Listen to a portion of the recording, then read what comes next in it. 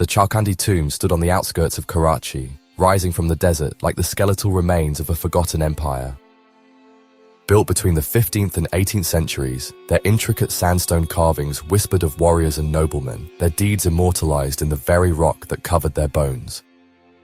Each tomb bore the symbols of the Jokyo and Balok tribes, warriors who had lived and died by the sword. Floral motifs, geometric patterns, shields and horses were carved into the stone, tributes to the men who once roamed the Sindh region, defending their land. But beyond their historic beauty, the tombs held a darker reputation. The Chaukhandi tombs were not just a burial ground, they were believed to be a threshold between the world of the living and the dead. Sufi mystics once meditated there, claiming it was a place where spirits could be heard, where the veil between realms was thin.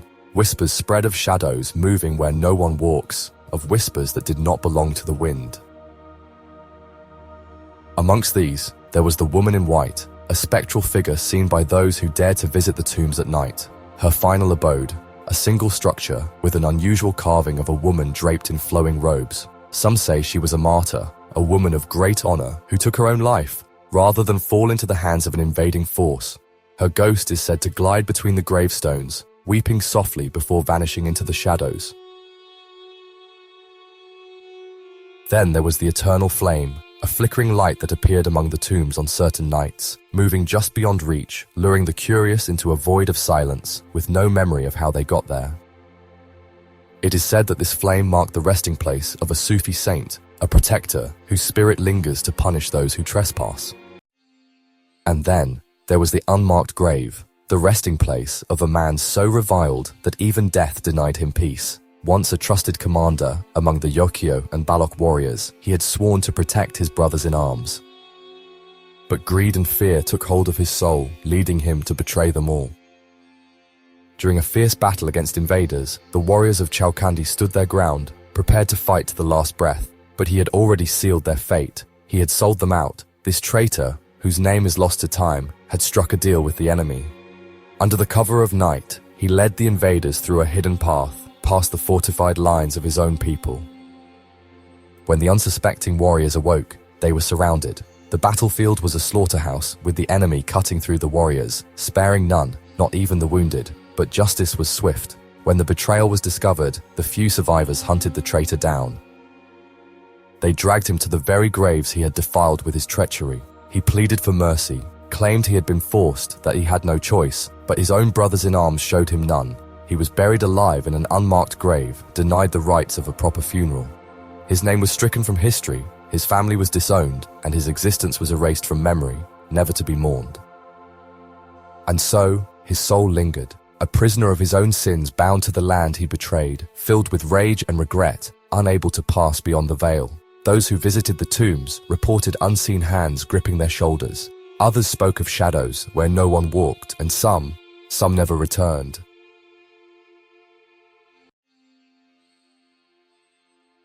Among the tombs, one grave stood apart, marked by the image of a sword raised in defiance, the resting place of a warrior who never truly died. Some called him Shamshir Khan Jokyo, a warrior of unmatched skill, the guardian of the tombs, the last defender, the warrior who never fell. Centuries ago, Sindh faced a brutal invasion. Villages burned, sacred lands were defiled, and the innocent were enslaved. Amid the chaos, Shamshir Khan Jokyo stood as a protector, not just a soldier. Fierce in battle, unwavering in faith, he chose death over surrender. When his men urged him to retreat, he refused. A warrior's duty is not to live, but to ensure his people do.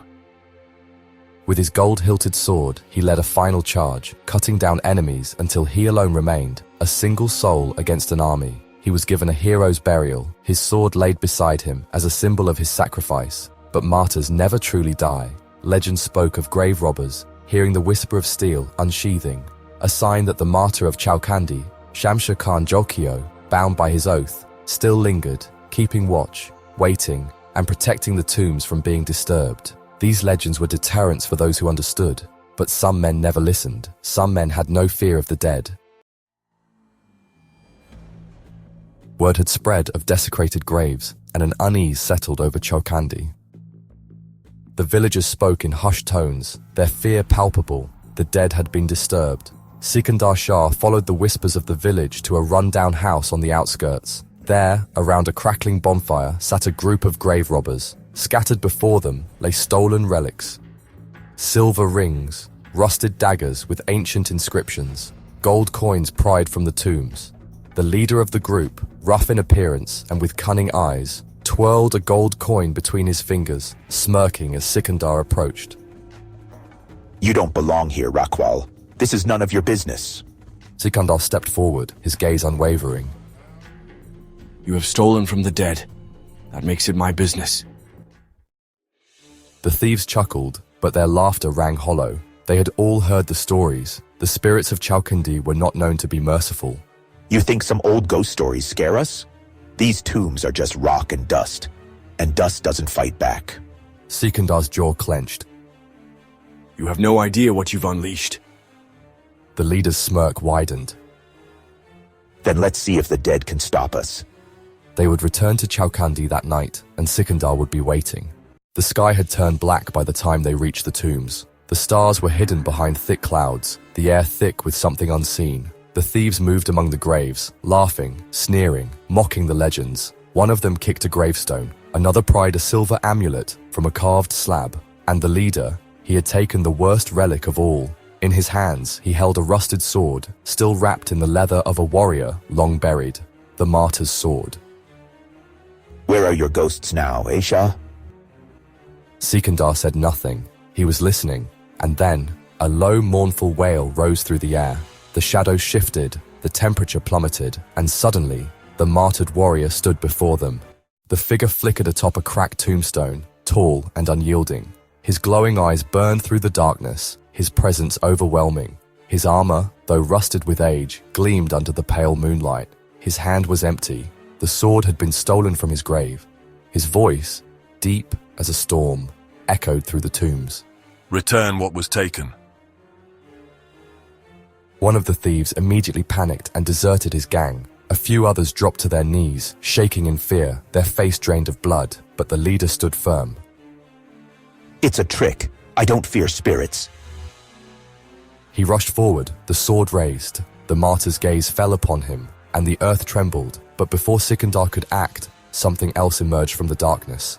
From the farthest edge of the tombs, where no stone bore a name, the ground began to shudder. A second spirit rose, his presence foul and oppressive. Unlike the martyr, whose aura commanded respect, this one reeked of treachery and malice. His hollow eyes locked onto the martyr's spirit, and then onto Sikandar's.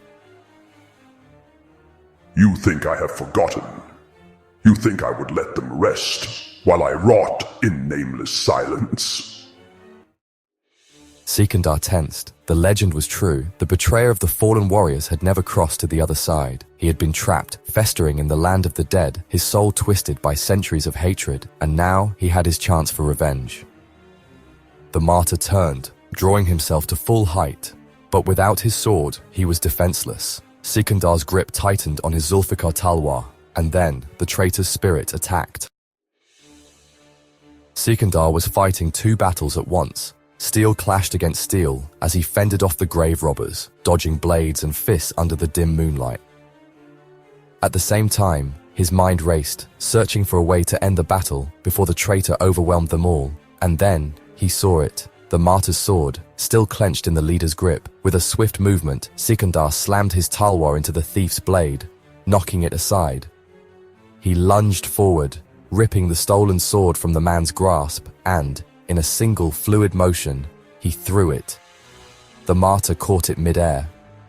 The moment his fingers closed around the hilt, the air ignited with power. His armor shimmered as if bathed in divine light. A roar of fury came from the traitor's spirit, but the martyr did not hesitate. With one powerful strike, he cleaved through the traitor's form, severing the darkness that had bound him to this world. A howl of rage and despair filled the air as the traitor's shadow twisted, then dissolved into the wind. And then, at last, he was gone. From the depths of the tombs, a figure glided through the shadows. One of the thieves staggered backward, clutching his chest as if unseen hands were crushing his ribs, his face twisting in terror, his gaze locked onto something no living man should see. The leader of the thieves gasped. his eyes wide with horror as unseen hands tightened around his throat. He clawed at his neck, desperate for air, but his body convulsed, as if something was pulling the very soul from his chest. It was the woman in white. Her weeping filled the air, soft yet filled with sorrow that curdled the blood. The thief fell to his knees, trembling as she extended a ghostly hand. He barely had time to scream before his body collapsed into the dust, empty, soulless, taken by the one who had died to protect her honor.